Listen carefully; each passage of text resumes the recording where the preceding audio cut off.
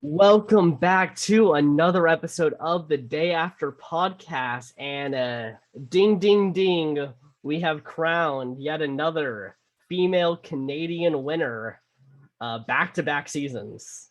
Yeah. Wait, Marianne was Canadian? Yep, she's Canadian. Damn. Yeah, We got it. We got to look out now. in fact, season 43, though, no Canadians. They are too OP in Survivor now. They were like, well, yeah, maybe we should keep it in good old America. Mhm. Because that's how Survivor people talks. Oh yeah, definitely. But yeah, this is Marianne O'Ketch manages to pull out the victory here. That was someone on my fantasy team. We've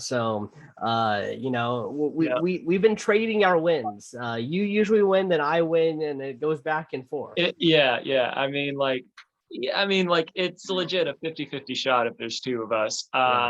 Though, good God, like the merge was like brutal for me. It was just like heat-seeking missiles on all of my people. Exactly. And even the finale, it was like, let's just take Lindsay out. Like, Ryan, screw you. Yeah. Starting from the fake merge, we had Lydia go out, then Chanel, then Roxroy, then Tori.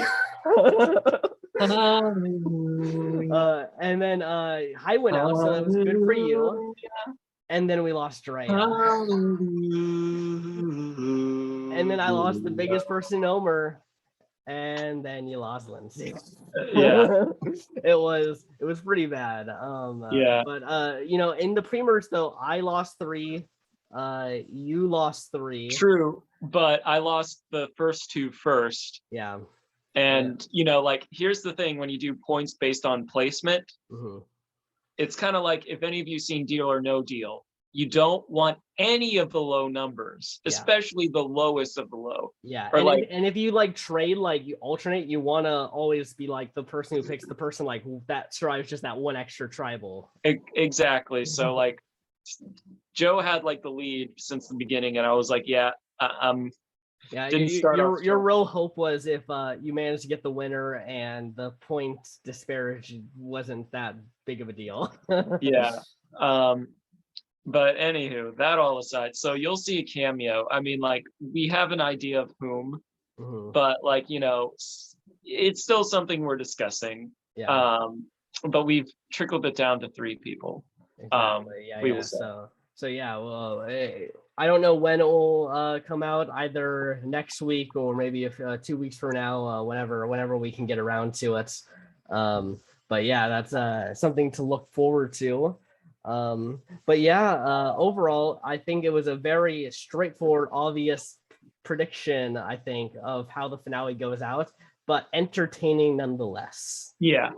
I gotta say, like I've been rooting for Lindsay, not just because like she was picked, but I genuinely like her as a contestant. It seemed like from the get-go it was like her in hot water, but the kind of surprise was like Marianne was like, nah, I kind of want you to come with me and stuff. And so I was like, okay. And then she got the advantage with the word scramble, and everyone else could not figure it out. Yeah, how crazy was that? Like, even Marianne sandbagging like the challenge or like that part of it. You imagine like one of them's got to at least figure it out. But I mean, I guess like, because I know like they only have the spare bit of parchment, and like I know like you're limited on how much space you have on the actual thing, as well as like another like note-taking guide kind of like thing. The more cluttered your notes look and disorganized, the harder it is to kind of like track and process. So I don't know if they had erasers out there either to erase. I don't think that parchment was very erasable either. Yeah. What happens if you write something and then realize it's wrong? I guess you gotta ask for a new one, or I don't know. But like this was like the first part of the challenge basically, and it did give her a pretty decent like advantage, which is like not having to tie too many knots. Now that, as like something like that, it really varies between person to person who's better at untying, because like typically people with like smaller fingers or more nimble fingers are able to get through those a lot more easier than like, let's say, chubbier fingered individuals. Yeah, I will say I don't think I'm very good at untying knots. Like I'm definitely like a little more like I have to be like more precise with my movements and everything to do it. But yeah, so for me, when Jeff actually said like you get your advantage and started like bringing up the knots, I was like, okay, so she's gonna probably have like 3 or 4 knots to do, and it was like nope, just one. And honestly though, not as big of an advantage as Erica had last season. I think they realized that the Erica one was like a huge one, and they wanted to give them an advantage, but not too much. And I felt like this one kind of, was like it was a good balance. Speaking of which, it's sad because like her messing up one thing kind of led her to her downfall. Yeah, she was one piece away. If she had not fallen off of that like setting up the ladder rung kind of things, yeah, she probably wins the challenge, probably ends up making to final 3 or at least a fire, and could really have won the game.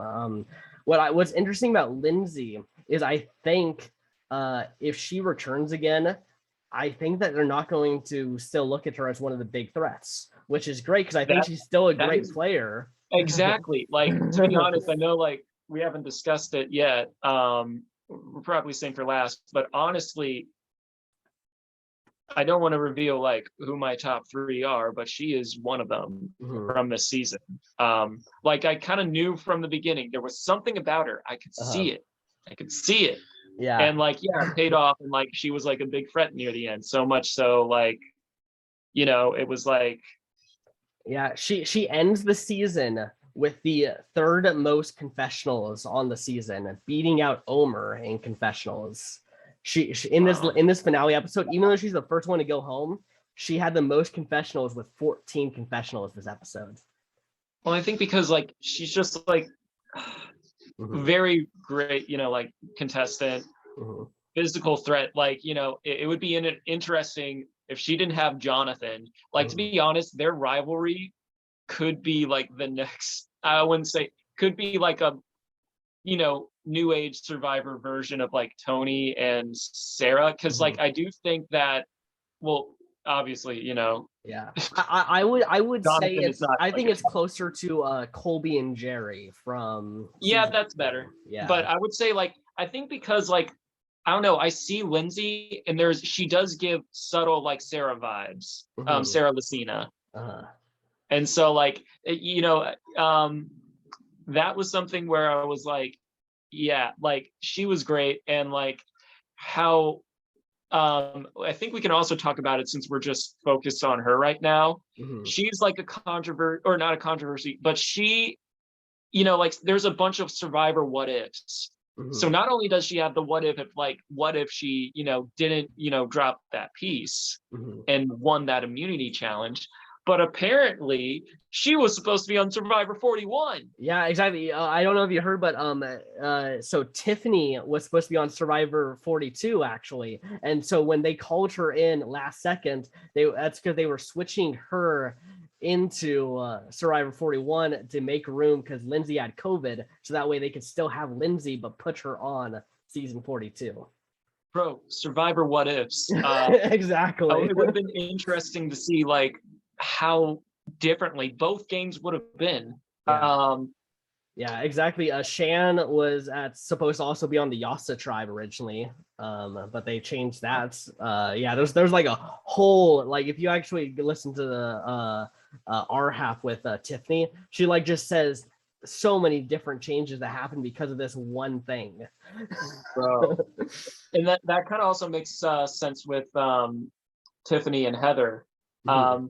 Well, granted, both Tiffany and I just said her fucking name, Lindsay, they both kind of like have like a similar kind of like background, being from the upper mid or the upper like East Coast and stuff. I don't know if they're exactly from the same like city area or whatnot, but like, from that demographic, that kind of like background.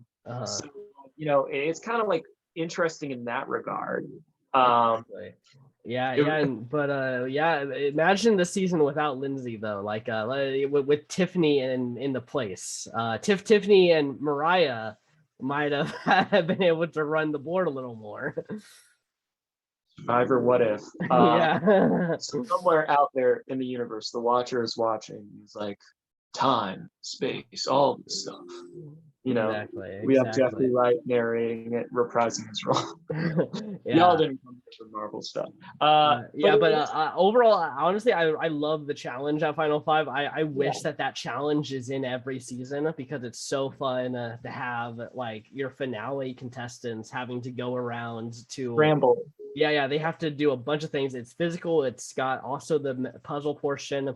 As we see Jonathan destroying the physical portion and then just gave up in the puzzle. Yeah. Well, I mean, like he even said from the beginning, that's his biggest downfall. That's like the thing that, like, still a comp beast and everything, but like the thing is, it's like most of these challenges end with a puzzle. Yeah. And like when you're on a team, you can totally cover that. Yeah. Because you buy your teammates so much time, even if they're adequate players, like adequate at solving puzzles. You know, like that still gives them so much room ahead of time to play things out. Exactly. I wonder how Jonathan would have done in earlier Survivor seasons, because in earlier Survivor seasons, it wasn't as much puzzles. There was a lot more physical challenges that you had to overcome. They used to have that one challenge where you have to like hold weight on your shoulders. Like imagine Jonathan, he would just insta win. I would just imagine Gigi at that point. I'm like, nope. Yeah, no. Imagine that was the do or die challenge. Nah, it's like, nope, I'm done. You're good. Exactly. Yeah, I mean, they've done the challenge with the basketball player doing bat hoops. Like, it wouldn't be unreasonable. True. Man, that's something where it is interesting because, like, obviously with like Brant Steeles and stuff that we've done, we've brought a lot of like old school contestants to the future, but we haven't really done or really thought, I guess because we're forward thinking of like, possibilities. And Modern Survivor, like it's what we love. It's like all the strategy and advantages and whatnot. Fun fact, yesterday, I went to Universal with a bunch of people, and one of the people is actually, they're related to Jenna from season 1 and 8. Oh, really? Yeah, it's like, through a bunch of like cousins and marriages and stuff, like she just boiled it down to like, she's my aunt. But like, yeah. Nice. I was looking up some of the Survivor 43 cast, and someone from my high school apparently knows someone that's on the cast. So that's great. Yeah, a little interesting there. But yeah, it's definitely we'll get to the 43 cast 43, later on. Yeah. We're still on talking about what happens here with Lindsay. We still have some of that. Mike ends up winning the challenge, which I think was a bit of a shocker, I'd say. It was, because he hasn't really proven himself or like shown himself to be like one of the front runners in these challenges. But it was kind of like nice in the sense of like the drama, because like the big thing about like Mike in the early part of this episode was like he's promised 3 different people his idol: Jonathan, Lindsay, and Marianne, who he ultimately gave it to. Yeah, you see that's, I think, really where his game, imploded for a lot of people. Was his end game just he had so many connections, and then he had to get rid of his connections, and that's always the tough thing about wanting to play like an honest and like loyal game. It's like, all right, you can, and then like if you feel like you're about to be blindsided, take someone else. Like some people have used that and been like, hey, like I knew you were coming after me, so I went after you, and both know that was just how it's going to be. It's just his was a bit more sloppy near the end, especially when promising or like saying that you might give someone your idol at the end. Because like when you try and play like a loyal game, and that's like loyal / social, it's something where you're going to be held, since that was your strategy, held pretty high for how you played the game with that. Yeah, and we hear later on too from Omer that wanted to see Mike say like, yes, I was playing this loyal game, but I was also playing to win, but he never really translated that very well. That definitely seemed to not have the best tribal council performance for Mike. We'll get to that. We want to save the part for the very end about Marianne's tribal thing, but like the amount of flexing. But like, it's I mean, that tribal council, it did seem kind of like straightforward. There was part of me that was like, okay, Marianne, play the Isle for Lindsay. For Lindsay, pray for Lindsay. And like, no, like, because like she knew, and Romeo even said, was heart, yes, brain, no. By everyone's reactions, it does seem like Lindsay would have beaten Marianne in the end. There's a little bit of that what if still of Marianne did have a good end of the game, but it seemed like everyone was just in love with Lindsay and her game, that I think it would have probably ended up going over to her instead. So I think it was like a must take out Lindsay there for Marianne. Yeah. I mean, for all of them, I feel like out of the final 5, especially since Omer was, taken out, those were the 5 that were like, she was like the best out of the 5 that were there. If we're talking like the full game, stuff like that. Though like her send off and everything, like, I would say like everyone was like a good sport about everything.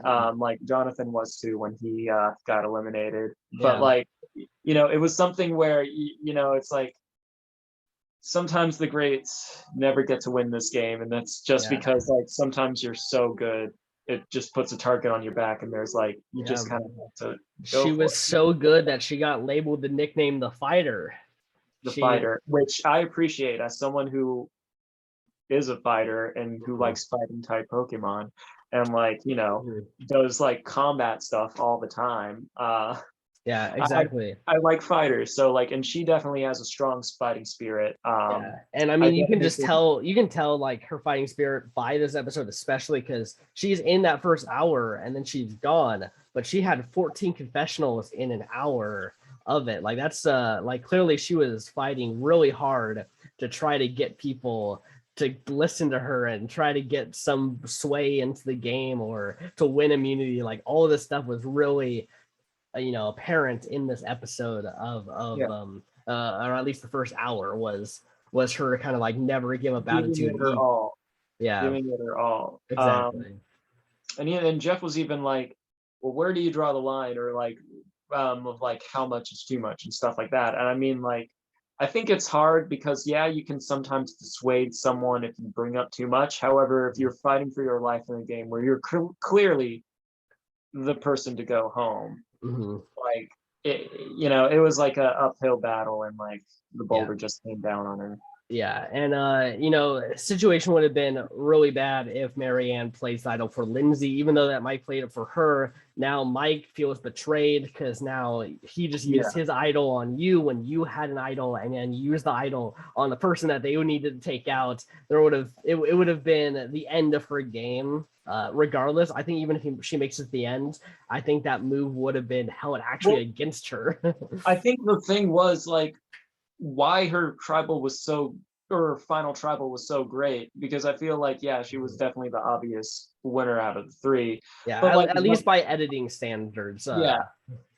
But like the flex of like, hey, I was the only one that kept one secret in this game, which we've talked about many times in like 41 and 42. Secrets, what are those? I think Marianne has discovered how to win a tribal council, a final tribal, by just making sure that you have some big revelation at the end that basically says, this is how I got here. Because like last impressions mean so much when it comes to like when people are about to vote,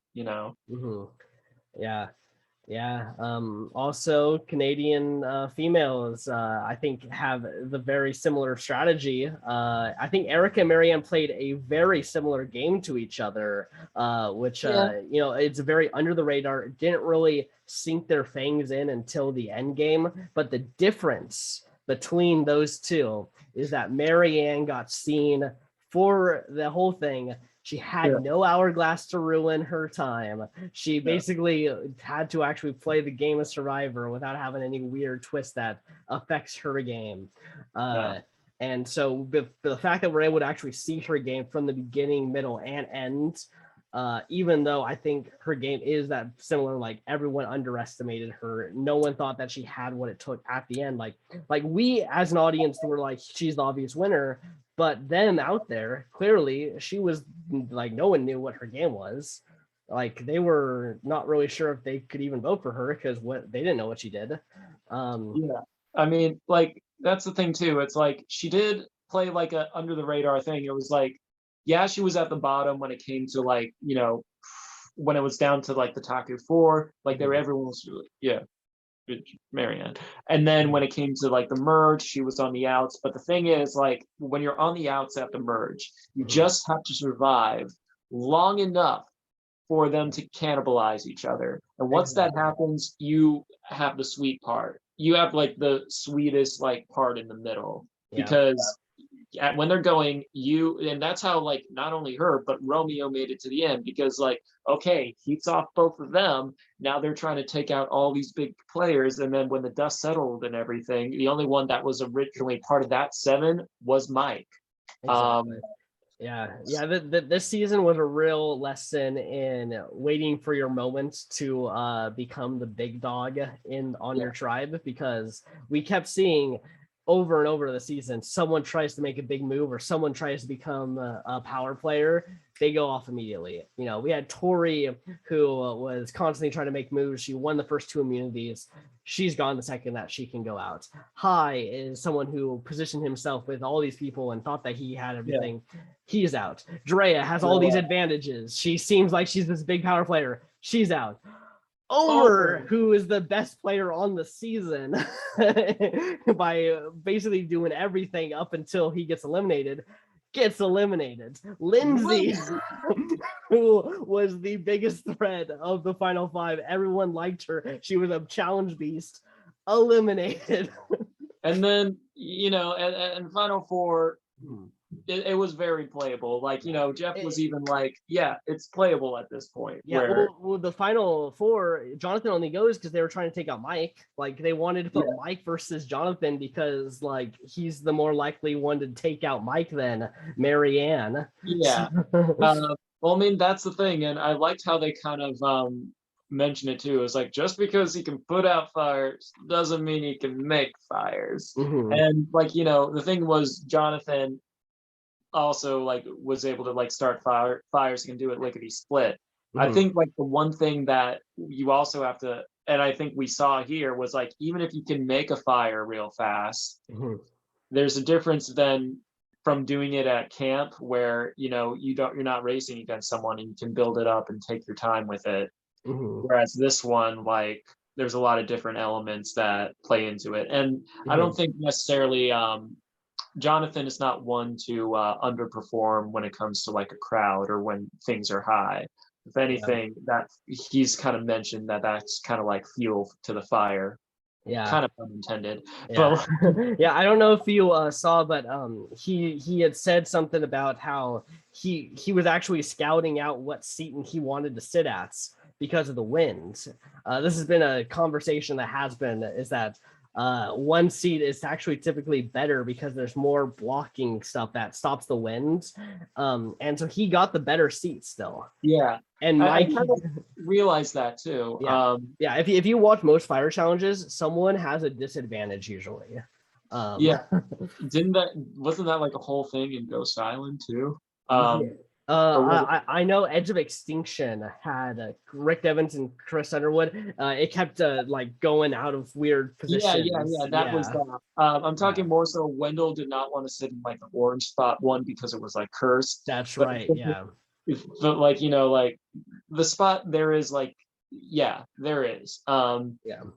Because like part of me was wondering, I was like, what if it burns the flag wire or something like that? Like, because there's like, the one that raises the flag, and then there's the one, that's on the weight mechanism to pull it down. I'm like, what if the fire burnt that one? Because it was touching that too. Yeah, normally it's not a big deal, but this was the biggest fire I think we've seen on Survivor in terms of just like it was almost a wildfire. It was, yeah. I was like, I was like, damn, like, yep. The fireman is definitely a fireman as well. Yeah, and well, Marianne had tried to teach Jonathan like that TP method, which created a more controlled state of it, but it wasn't like he was spending too much time making sure it was like right. That way, it wasn't really building and getting more fireworks. Mike was throwing things on. He knew, hey, I have a big fire going on right here. I don't need to worry about being, controlled with it. I just need to make sure that it is constantly being fueled. Well, I mean, I think also like just being a fireman in general, the source of fire and how fire behaves is like a very important thing of the job because, like knowing how to put it out, stuff like that. So like, him going into that challenge, because like, on the surface, us worrying about like, oh, he's using a lot of that coconut husk.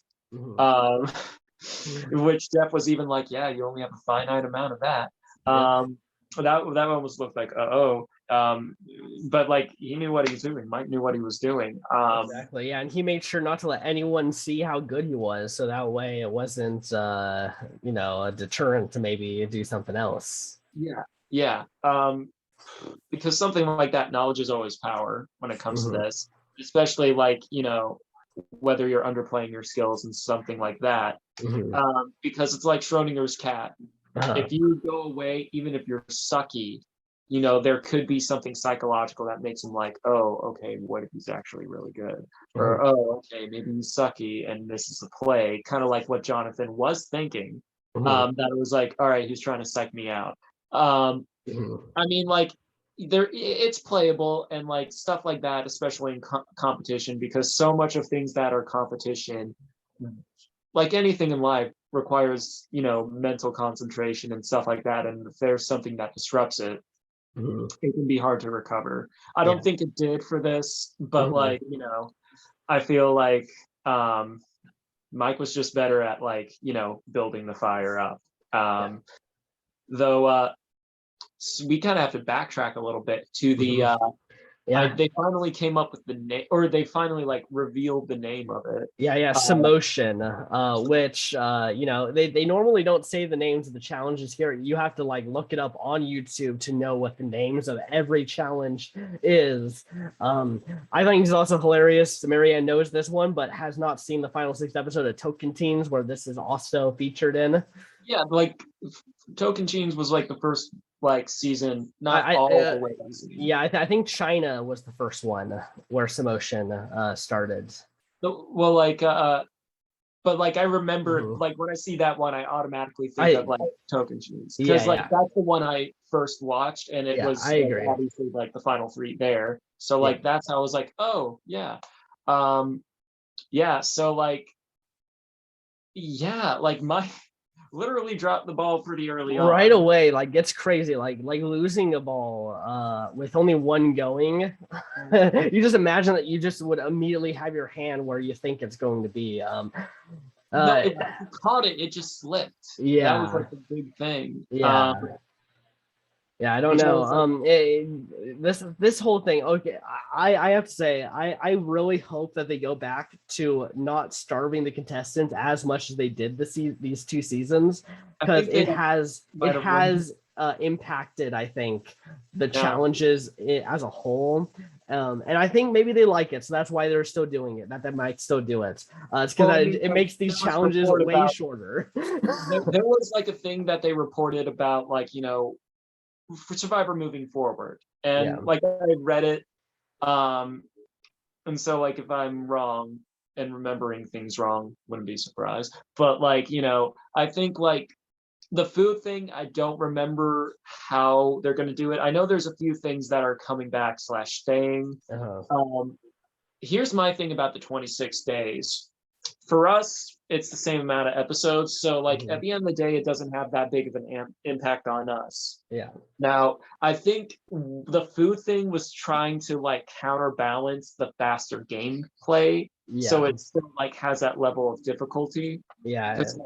It's just one of those things that you can't balance it really like that, because now you kind of just have a lot of people just end up hitting the middle of the game and they're just like done. Or like they can't do anything. And it's just I think it would be better entertainment if you have your casts having at least some food, like having at least a portion or two of rice a day. Like it is not much to ask. Yeah, I mean, like, to be at the very least, we still had a nice little showdown between Jonathan and Romeo. And Romeo pulling it out, which like the one thing that it is this kind of like sad thing about Romeo is that he was doing pretty good pre-merge, and then like he even said in his final tribal, it was like, look, I was on the bottom the entire time. My name kept coming up. There was only so much I could do. He even tried to like fake an idol, which even then I was like, I at least I applaud him for trying to do, like I'd rather him do that than honestly him just not do anything and just be like, I'll just try to get to the end by doing nothing. At least there was some effort that gets put in there. But I am glad he wins this final immunity, honestly, because I think it at least gives him satisfaction of an ending. Like like if he just got brought to the end as what we thought, it would have been a little like he would have been like, well, this sucks. Like I did nothing out here. But at least he gets that last little bit of like, hey, I did something that I didn't think I could do, that gave me a little bit of control in this game, even if it's just a little bit. At least I got to do something. Yeah, you have the satisfaction, especially like since his name came up every single time. Yeah. And like he even admitted, like, the mental strain it would, put on a person, which I can understand. Like, if you're just like the safe vote, or you're just like, if a plan B for everything and stuff, whereas like that's your role in all of this, like I can imagine like it does something to you.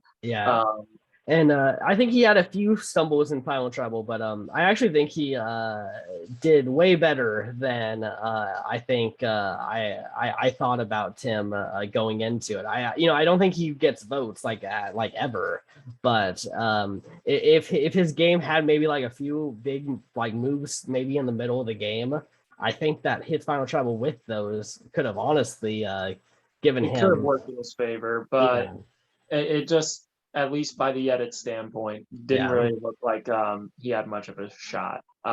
Exactly. I mean, like there is merit in what he said of like, because he works in a competition-based world. Like, so I've actually, fun fact, worked tech on a few beauty pageants at my old high school. So like, I've kind of actually seen a little bit behind the scenes on like what it is like.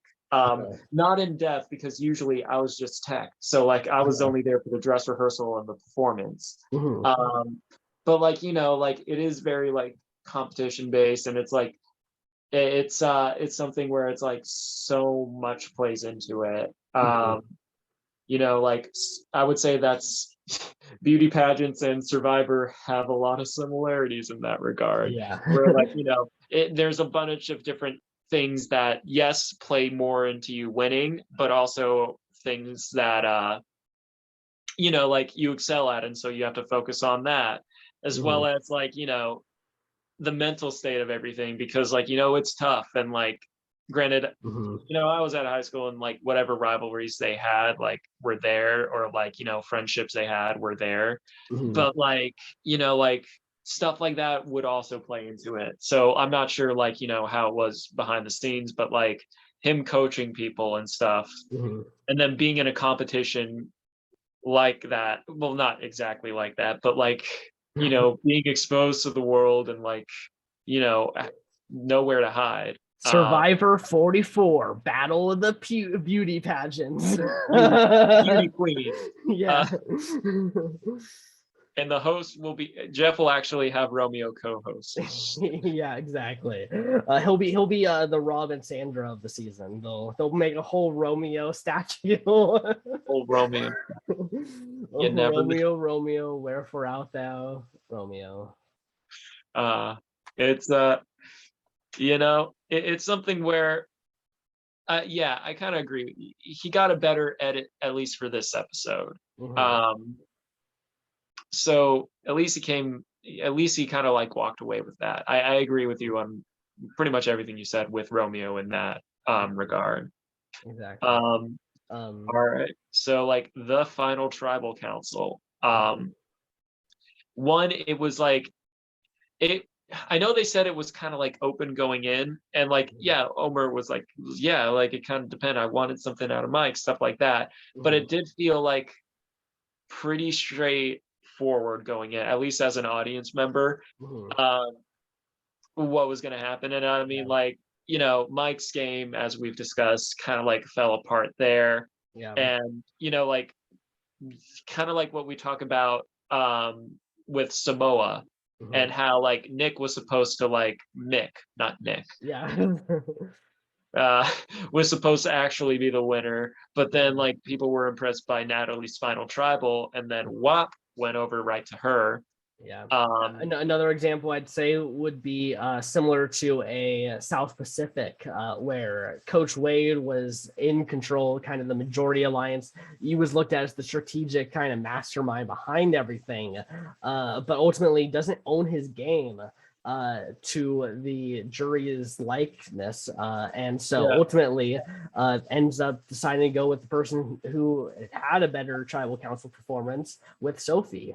And I think it went very similar here, where I think it was probably a 60-40 for Mike to Marianne, like in terms of like who they're going for, and Mike just didn't really hit the things that they wanted to hear, whereas Marianne surprised a lot of people with a lot of information that she was able to kind of bring up and like be like, hey, yeah, this is true, like nothing she said was false. So it was she was someone where, like, yes, sometimes she would play up her emotion, but like she was a very genuine person. And like I know people, who wear their hearts on the sleeve, and like it can be tough because like, as like artists, having those emotions, sometimes those emotions they hurt. But also like one thing that I found kind of interesting that she brought up was like, when she wrote down her list of like, Survivor bucket list, her friend looked over and was like, you don't have winning on here. And like, she came out there not thinking she was going to win. And like, I feel like, like, yes, it's cool to be on Survivor, but like, it's a 1 in 18 or 1 in 20 shot. And depending on like who you are as a person, sometimes it's going to be a little bit more harder, because like, especially since like we were concerned about Marianne going, it was like she's someone that could like easily have been a early boot. I feel like imagine if Mariah doesn't go home there, if somehow Marianne ends up Mariah's shot in the dark works, Marianne goes home, and suddenly the whole game is different. And so like bringing that up, and then like the whole thing about finding like self-confidence, and I feel like that did definitely bring out a lot, and that definitely showed in her final tribal council when she brought out the idol and was like, yeah, the only secret kept left in the game, I knew I was safe at final 5, and that was because I took out Omer, because like Omer was like poised to win the game, or even earlier than that. Like like he was probably in the position to win the game if he got to the end after like I'd say definitely after High. Definitely after High. I could even say like the Rocks, like after the Rocksroy Tory episode, I'd say that he had sorry if I'm moving my tripod. No worries. But yeah, I also want to bring up a fun thing that I saw on the Rob has a podcast, exit interviews with Marianne O'Ketch. Yeah. Very, I don't know if you've seen it. I have not. There's a fun little thing where she brings up Zach in it, and then she reaches off screen. Yeah, I saw and pulls out Zach. Because I follow Zach on Instagram, and then I saw that. So like, what happened on like the show? Yeah, well, they started to like tease that they were dating, but then ultimately was like, but we're best friends. Yeah. And then apparently though, some other skinny white guy reached out to her after the first episode of Survivor, and now they're dating. That like, yeah, you know, Ryan, you could have messaged Mary and you could be dating the Survivor winner. Millionaire. I could have been dating a millionaire. I mean, we're not going to go into Ryan's love life because let's just hope she doesn't watch it. No.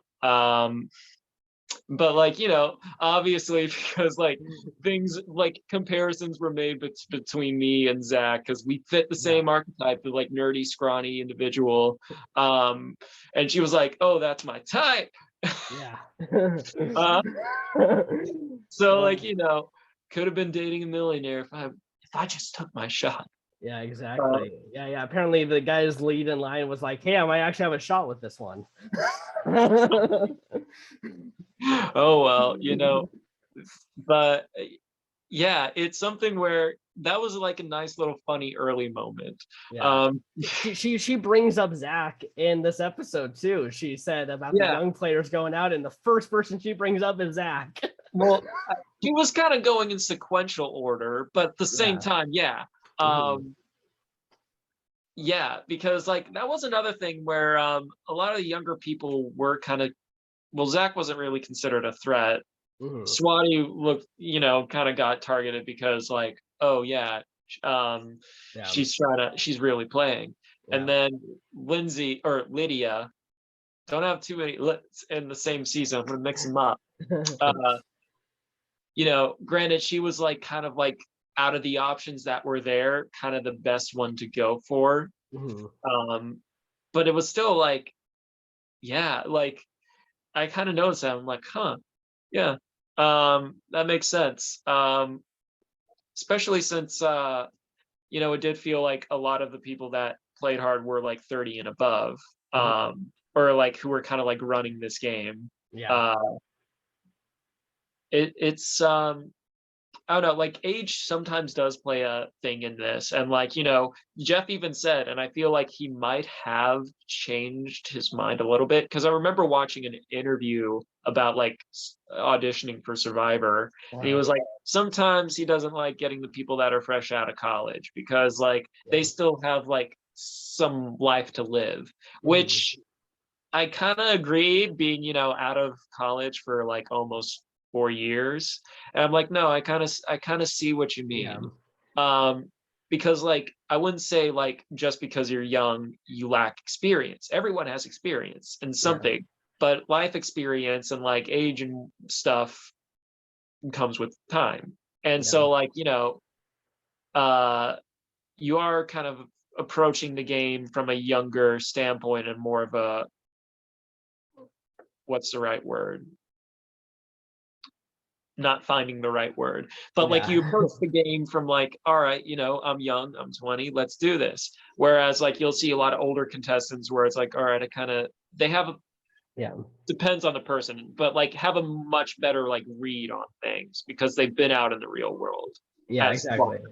Yeah, I would say if I went out there right after college, I probably would have been a pre-merge, most likely. Like I think it would have happened much more likely than if I went out there now.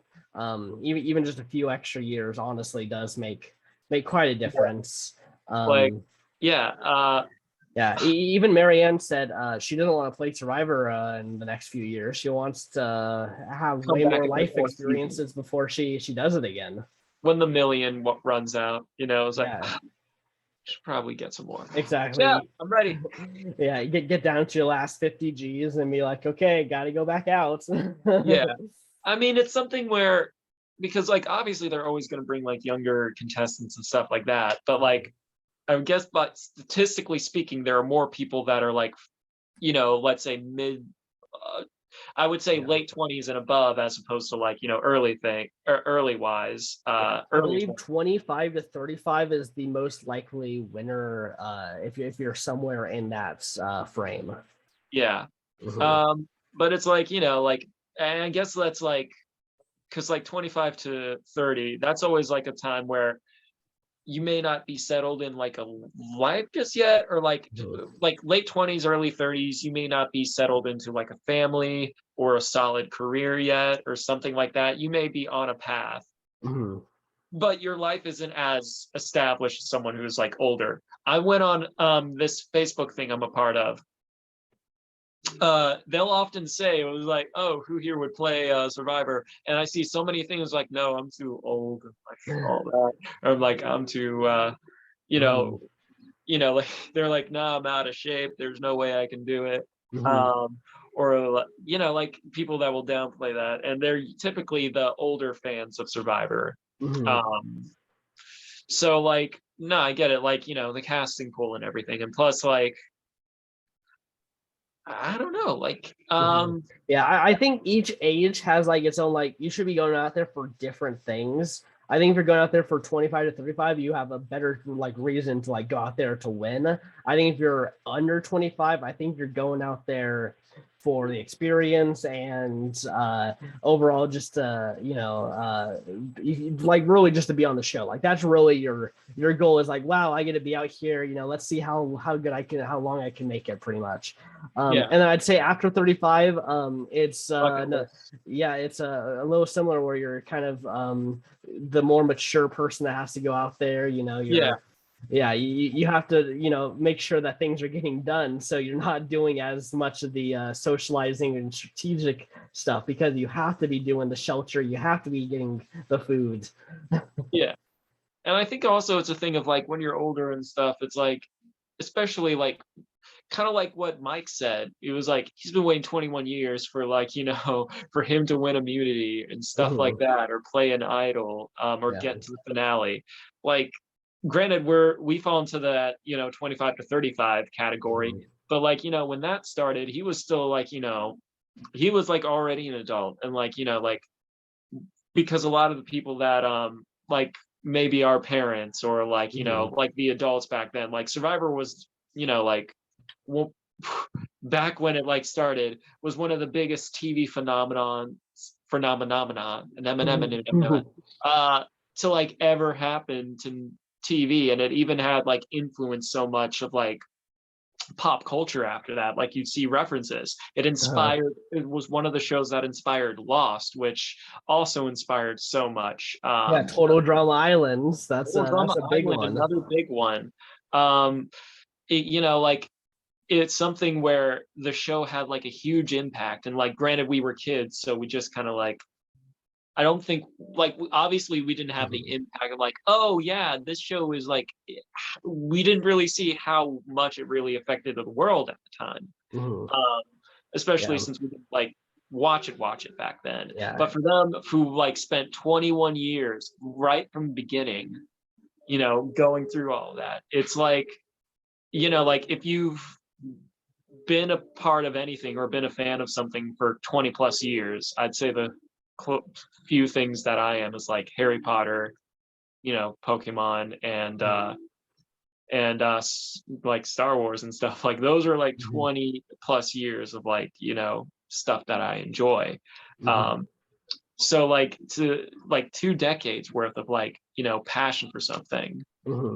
It you know, like, and that's something like, if you're older, is like, yeah, I finally get to do this. Like, who would have guessed? Like, you know, when this TV show first came on, that A, I'd be on it, and B, that would still be going, and I still get to be on it. That was another like interesting thing, because it like really hits you when it's like, wow, it really took like, obviously we're above 20, but like 20-year difference for us is much different from a 20-year different when you're already an adult. Yeah, I mean, I was like 3 or 4 when Survivor's first season came out, and apparently I watched it with my parents. Apparently they watched it, didn't like it, and so we never watched it again. Like that was channel.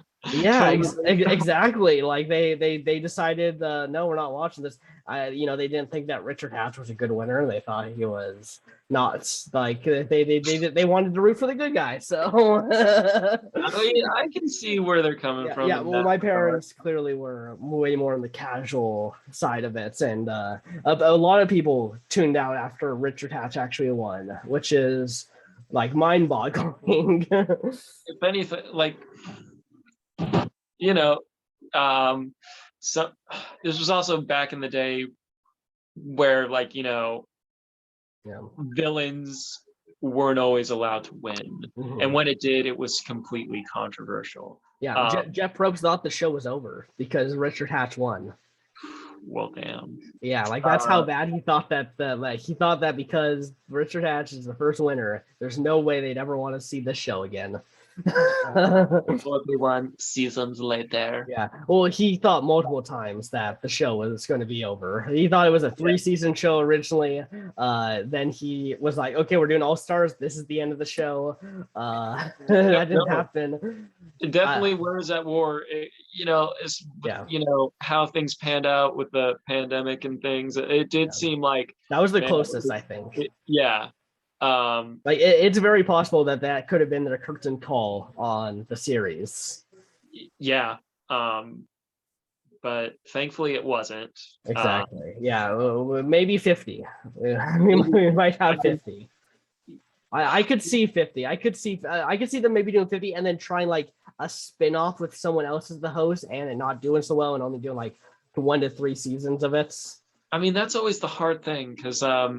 I was talking about this with someone, and it is hard to think of who else would host the show or how long it would actually go. Because when I've told people about or talked to them about this podcast, and they're like, wait, Survivor is still going on? Hell, I remember back when I first came out here to LA, and I was watching some older seasons. My girlfriend, unfortunately. So it was a thing where I recently watched Fiji with Yavin. At the same time, around the same time, there was season 32 that featured Ty. And she was like, wait, you're not rewatching? This is still going on? This is a new episode? And Grant, she didn't know, but it was also a thing of some people were like, wait, that show is still going on? It's I'm getting choked up. It's been on very long where we have gotten a few people who are in a very, very similar archetype as other contestants from previous seasons. The odds of me watching Fiji, or even if it was fans versus favorites, and then also watching Ko Wrong around the same time, the coincidence is astronomical, because I would say those are the only two that kind of fit that same kind of description where we're talking older, balder man, skinny. So it was those two have similarities that are it's kind of the whole Ozzy and Joe thing where it's they kind of look similar. Obviously they have their differences and stuff, but if you put them two side by side to a casual person that doesn't watch the show, they could easily be mixed up. Maybe. So what else is there to talk about here? I think I guess I just got to say Marianne's Final Tribal was one of the best, top tier in terms of execution and swaying. So she sways votes. I think the best tribal councils are the ones where people go in not knowing exactly who they're voting for, and the final tribal council is able to get people to go over onto your side. And I think that definitely happens in this episode. Well, that's an interesting thing and a little announcement too. It's like, what makes a good winner, and what little things like tip things in their favor. Joe and I will be sometime in our release schedule doing a, ranking every single winner / win, because like, and it's another thing they mentioned here is like, yeah, she's the 40th winner, but like there are two-time winners, and we'll be, dividing the win. So like, Tony's going to be on the list twice. So is Sandra. Exactly. I will say I have made my list. I meant to send that over to you actually last night. I forgot. So I do have my list. Depending now. on when you sent the list, because like I watched it in my time zone. I know you, watched ahead because like he's smart like that. Yeah, I got Express VPN, so that way I could watch. Yeah, it's a little early. I was also in Universal Studios, so like I wouldn't have been able to do it anyway, because I wasn't gonna dip early on Universal to like see it. Thankfully, I got out right in time, was able to take the subway or metro, make it back. So I was able to watch Good Old Survivor right on cue. Yeah, that's what I like about Universal, to having that subway metro right there to get there and get home. For, the carless peeps. Exactly. Especially if you had a season pass, like I had that 1 year at AMDA. That's great. Yeah. Very advantageous. Heck, I was even we're not going to go into it. We're about Survivor, but which I did talk about with two different people, because like I said, met someone that knew about, who is like related by marriage to Jenna, and then another person I was like casually talking about what I was doing later on that day. Nice. I would say like the one thing about like watching these live is like you really see how hollow like the reunion is. Like, because apparently like some people on my Facebook thing was complaining that Jonathan didn't really get like an interview portion of like the reunion and whatnot. I feel better about this one than in 41. I think part of it was one, the like the change. Sometimes change plays into, and I feel like it hit Xander hard, and it just made me feel bad for him, where Mike was like, this is right, and like Romeo kind of understood that, like I think it was way more of a blindside to Deshawn and Xander and us as an audience. Compare like with Erica sitting with the two biggest confessional getters and people who were actively deciding the votes. It definitely can seem a little more of a blindside, where at least this one we did get to see Marianne's gameplay, even if she was on the bottom for a lot of the game. Yeah, it is. But overall, way better to have a live reunion with people, like just straight up the audience and everything. Yeah, it is like, better. Also, like, even if I'm not in the studio, like I know where it is. I pass by CBS Studios whenever I go to watch like movies and stuff, because like my go-to movie theater is like right in that area. And so like, I walk past and like, man, it'd be cool to watch like, a finale or something. Or like be outside and like kind of root, and I don't know how it would go down, but like, I don't think they are actually bringing it back. I don't know if they're doing it for this next season. I feel like they're probably not. For 43, I know they are keeping some things like the Mergatory / Purge, which I don't think they're going to do the Hourglass thing, because like it would be like, I would be on there like, Jeff, I need verbal confirmation that if I win this, it's not gonna fuck me over. Yeah, exactly. I think I think if the Hourglass comes back, I'm not an advocate for people going online and saying terrible things about production. It's one of the things where it's like it's not even like good controversy, where like, no, I see the merit of it. It's like, it's a trap, and they were able to pull it off twice because they filmed back to back. Exactly. Should never be done again. It should not happen. You should not have people lose their game because they won an immunity challenge. Yeah. Shot in the dark is definitely coming back. Yeah. Whatever you're doing.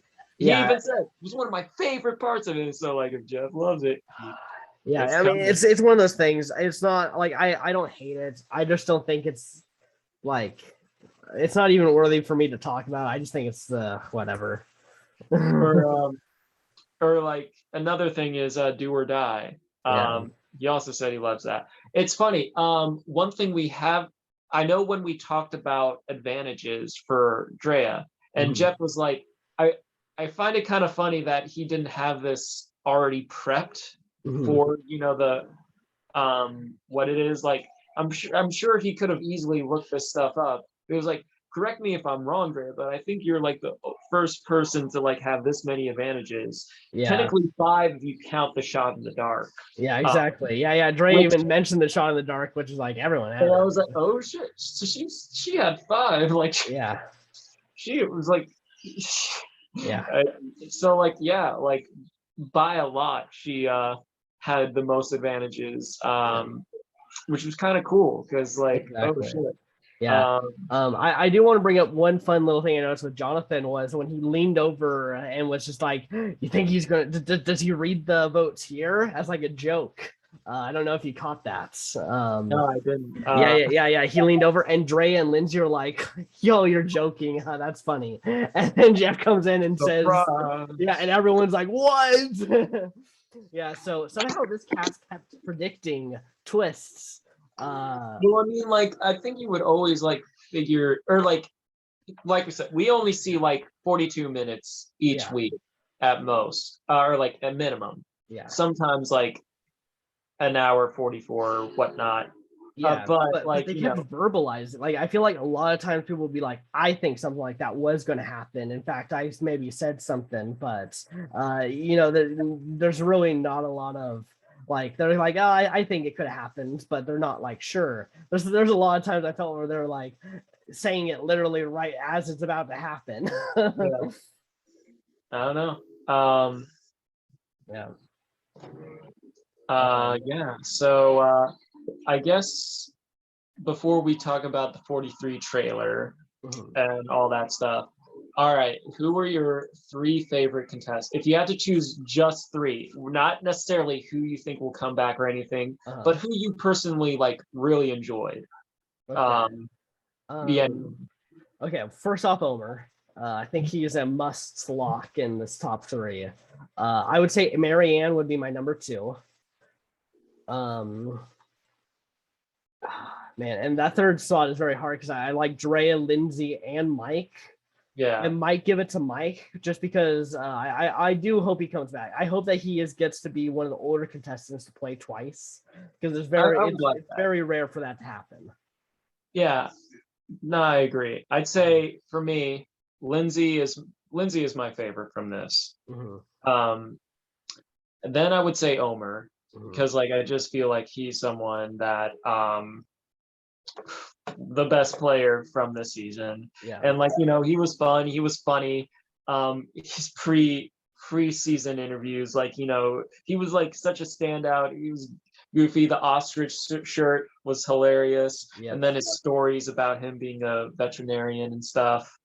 And just overall best player, like best player doesn't always win the season as Survivor. That's just how it kind of goes. So I've been seeing Marianne getting a lot of hate. I feel about I've seen a bit of that, and I'm like, listen, it's like out of the 3 that were there, she played the best game. Exactly, and like even then, like still pretty strong. Like I feel like out of the 5, Lindsay. And then Marianne, and then all that, if things kind of like played out where she won the immunity and stuff. Yeah. But it's I think it's because she has such a polarizing personality where either you love her or you hate her. And so there's a lot of people who just have that negative, like, I don't want someone to be that like, excited and expressive. Like I want someone that's, more chill, laid back of a personality. Yeah. And, I mean, we're all going to have like our favorite winners and stuff like that. Exactly. But I'd say my third is Drea because like tough, winning all those stuff. And like, you know, she was like a big threat in that game. Also like Hard was like driving a lot of the game, especially on you know, what was the blue team called? Uka? Ika. Yeah. I was gonna go through all the vowels in that one. Eventually you'll get it right. Aka. But like, you know, like she was definitely someone where, you know, like I was like, oh man, if it's not Tori, felt so bad. I feel like Tori might come back as like a villain in some regard. Like if they're like looking at the rosters, like, all right, we need like a villain for this season, or like or like a secondary villain or something. I can see her being brought back for that. But like, I feel like placing this season, it's a little tricky because part of that is like, you know, seeing like, you know, like you know, we're fresh off the cusp, but like, oh man, this felt so great and stuff. But sometimes looking back, you might be like, oh, you know, but I do feel like this is a good, like really good season. Like I definitely think it's on the upper half of seasons. I was gonna say I'd probably put it upper half. Obviously I don't have a season rankings list in front of me, but my gut reaction would put this somewhere like 16, 18, somewhere around there. Because I did add it last night. I mean, like it's subject to change. If I'm bored, I'll go on my list. And like tweak things around. But like I think it was either like it's somewhere between 17 and 14. But I mean, I've seen people though say that they think this is like the best season of Survivor. I've seen people say it's one of the worst seasons of Survivor. So it's very polarizing. It's polarizing like Gabon. That's another comparison to Gabon. I definitely think it's better than Gabon. It is. It's 100% better. Like I think Gabon, people liked it because of the characters, but the characters I did not think were very good. This had good characters. I love Kenny. And I love Bob. And Randy's elimination is one of the fun. So on the Facebook chat, someone was like, "Hey, what is the funniest Survivor moment?" And the first thing that came to mind was Randy's elimination. One of the best ones in the game. One of the most satisfying villain eliminations. I guess so it's just so weird to me because I just look at Sugar as a villain on that season. Like I don't know. So because like she's, you know, villains can fight each other. Yeah, I know, but it's like I wish that at least the person who got out a big villain like Randy was the hero. I think it would have been. Well, I mean, Bob kind of, you know, fake idol and shit. So like, there is a bit of that, but no, I think this was a really good season, and I feel like similar to Cagayan, it has given us so many people that I feel like this is definitely going to be a season that they're going to like pick from a lot. Kind of like Cagayan, kind of like Australia. I think it's just going to be one of those seasons where they're like, I think there's a lot. I think so I have a list of people here. I think Marianne is a potential attorney at some point. I think Mike is as well. I could see even Romeo being coming back at some point. Jonathan's a lock. Lindsay, I feel, is a definite. She's coming back. I don't know if she'll be on the first returnee, but I feel like she's someone that could definitely come back at some points. Omer, Drea, I can see High. Maybe Tori. Tori depends on the season, I think, and casting wise, like who on the season. I think if we're looking at a pre-merge, like if they do a pre-merge season, I think Daniel and Zach are actually like very likely like people to be in that casting pool at least. I feel Lydia is also someone where, you know, like, because like you've told me, like she's pretty much been, you know, like so much fun on like Twitter and stuff. Like she's definitely someone because of that. If there's a second chance poll, right? Isn't she someone that's probably getting put on by the internet? Her and Sydney, because of the hourglass being such a exactly kind of thing. So they're possible in that like potential, like if the right things line up, they're potential people to come back. So. And we just listed a majority of people. Like that's how good this cast was. And like looking at it, I know some people were like, wait, this is Survivor cast? But like, you know, especially once I saw the trailer and everything and see them like, in the buffs and everything, it was like, yeah, this felt right. And then like us even doing the like our own little like breakdown, even like the what is it called? Our Brant Steele prediction. Even that was like something where it was like really got me hyped for the season. Yeah. Honestly, thank you for coming up with that idea. Brian here was the one who first started the prediction videos for it. And so far, those have been some of our favorites. We've done it twice, but honestly, those are like two of our better Brant Steeles, in my opinion. Yeah, they were fun. Gave us like legends in their own right. Yeah, well, it's so fun because it's like we're talking about future players, so there's a lot more that we can kind of mold with their story when we're doing it than when they've already played. We have kind of like, okay, this is who they are. Yeah, a Brant Steele versus because like for those of you who only have seen our reviews of each episodes, on our off seasons, what we do is we do Brant Steeles. We try and get them out once a week at least. But it's something where that's what we did. It definitely helped during the pandemic times before like Survivor 41. In fact, that was pretty much how we built our channel. After that, and it was like something where it's a lot of fun. There's a lot of lore that like I feel like there needs to be like a Bible or like a idiot's guide too, because it's like there's a lot, and like we keep adding more and more to it. I can't even tell. When we were making lists for future ones, there was like, hey, has this person played? Hey, has this person played? Yeah. Because I was like unsure, because I'm like, I'm pretty sure we use this person, or like I'm not sure. Your thing went all weird again. Your sounds. All right, I'll sum it up with like, we've done so many.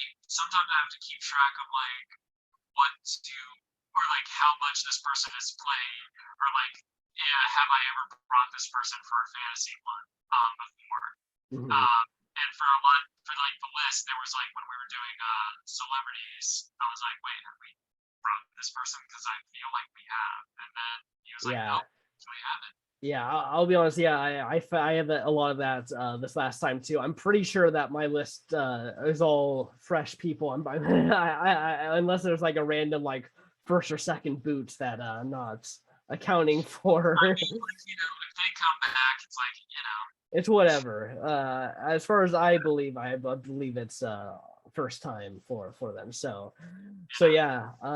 Is there I mean, I guess obviously MVP I think here has to go to Marianne. I think just straight up has to. Is there an LVP for the finale, Ryan? Would you say that there's someone whose game was not I feel like everyone had a moment to shine in some regard. I would say like Mike had one, Lindsay had one. I would say the LVP would be Jonathan, but that's like because like he didn't necessarily have like a shining moment. Yeah, it's I would say Jonathan should get it mostly because after Lindsay's elimination, he should have been a much clearer favorite to win that final immunity. And we saw Mike drop out, which was his closest competition you would have assume, and then Marianne goes out shortly afterwards, and now all he's left is with the smallest guy in the sure, it's not a strength challenge, but like strong guys for like skinny guys and stuff were known for being a bit more fast and agile. So that was some, I highly doubt I played too much into it, but like that's one thing we have. It's like we're faster by nature. Because we have to carry a lot less. Exactly. I guess like the final thing we can talk about is we did see the trailer for 43. Yeah. Which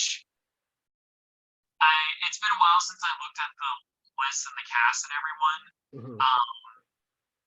I do know there's another Ryan playing, so like he's definitely someone. I would say like from the trailer, because I've only seen it once, I haven't rewatched it yet.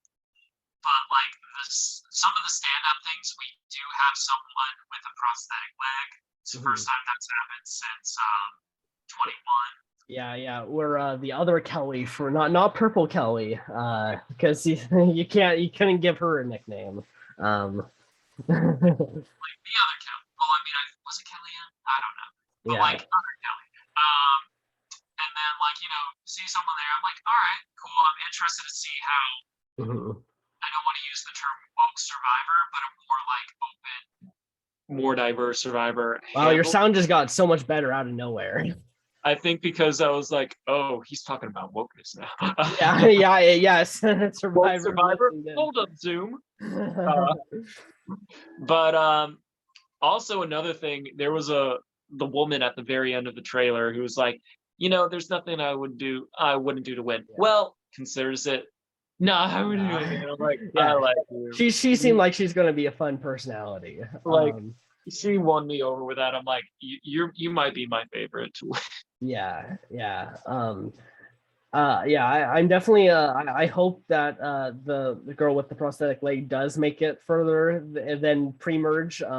It is obviously one of those things though that it could be a hindrance to her. It's definitely baggage that she has to carry with her because in the early in the early challenges, I mean, you got to do a lot of stuff. It's as unfortunate as it could be like if she's on a try that's losing challenges, that's a very easy out. I think some people could make.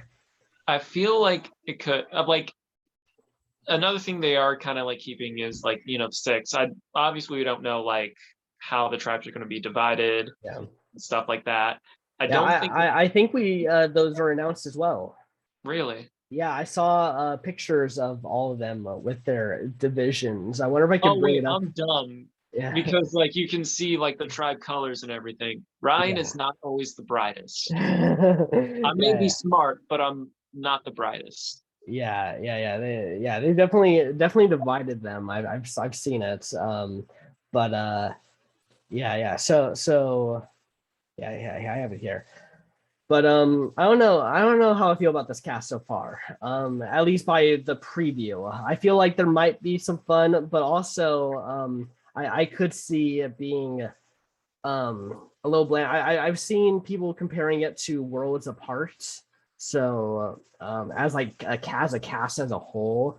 I mean, you never really know because like look at this is a prime example where my first reaction, these people don't look very survivory, and then they fell right into it, in my opinion. So like sometimes, especially when the 43 hype train really comes, we're gonna be right behind it. It was like, oh shit, yeah. And then see all the like Entertainment Weekly interviews and like the little bios and everything. Exactly. Yeah. I'm not counting out the cast at all by any means. I mean like the naysayers. Yeah. Exactly. Of course we gotta wait for it. But yeah, it's definitely not as like sold as like, oh, this is a crazy great cast where I'm like, oh, look at all these amazing people. It's like, okay, we gotta wait, I guess, before I can actually say this is a good cast. Yeah, that's true. I mean, it has Orion.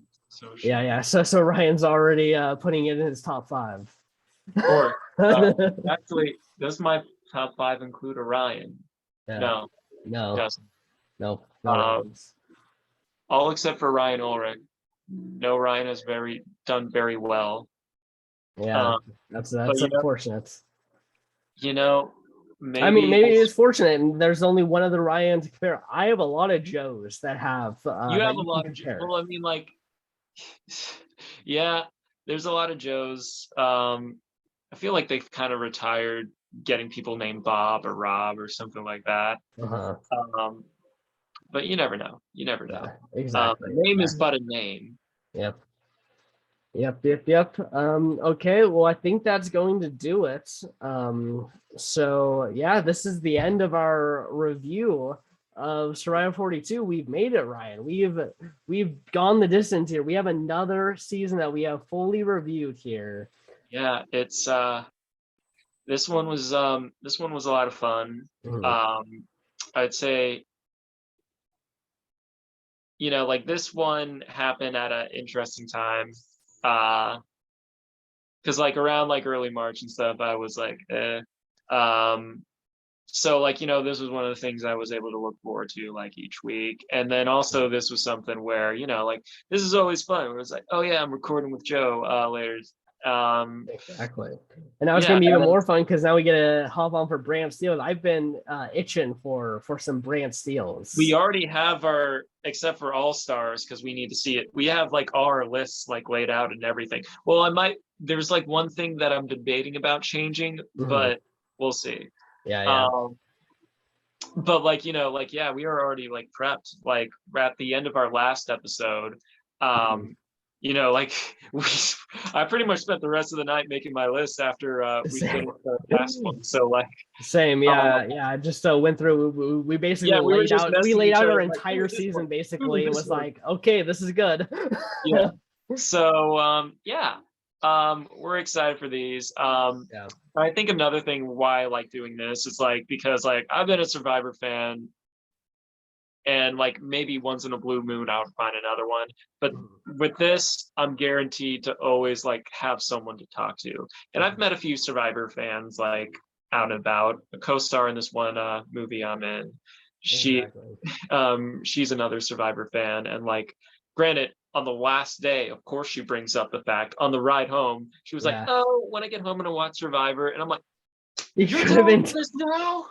Yeah. And I met or not met, but found out that my director for my pilots Out of Control is also been watching a lot of Survivor. He keeps texting me about like all these crazy moves that are happening throughout Survivor history.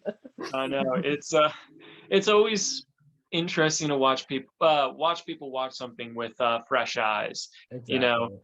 I don't like. I would like it, like to show whomever my future girlfriend is, like, oh yeah, this is Survivor.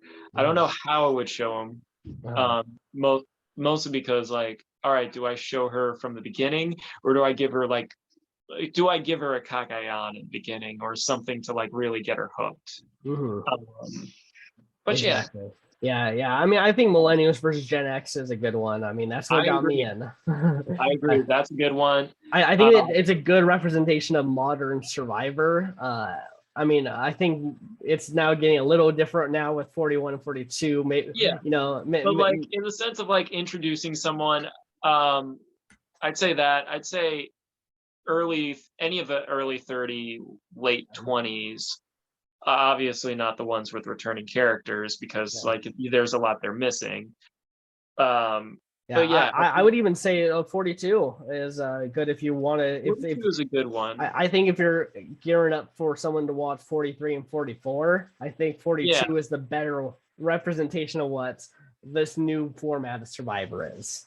That's fair. Yeah. All right. Well, I think it does wrap this up. Thank you all for watching. Comment down below who you think who your favorite contestant is. It's always nice, like hearing people's like, ooh, what do they like their favorite of anything. Exactly. Everyone has different tastes. Everyone's gonna gravitate towards different people, and it's interesting to see who everyone enjoyed on the season. Yeah, like my favorite is Lindsay. Joe's is Omar. So like, Yeah, and also subscribe. We are 3 subscribers away from 100 subs, so let's try to get there. Yeah, tell your other Survivor friends. Don't make fake accounts for it, but exactly. Yeah, we want organic. Earn it by valor. Earn it by valor. Exactly. So yeah, let's try to get there. Let's maybe by the time the next video comes out, we can get to 100. Maybe. Finale ones are always big ones for our channel. So yeah, it's always the premiere, finale, and merge. Those are like the 3 good videos, and then everything else like no one cares about. Some people fall off. Some, especially in the day and age of streaming. Oh, we'll watch it whenever. Yeah. But yeah. All right. Well, I think that wraps it up for now. Yeah. That's going to do it for this episode, and we will see you in the next one. Peace.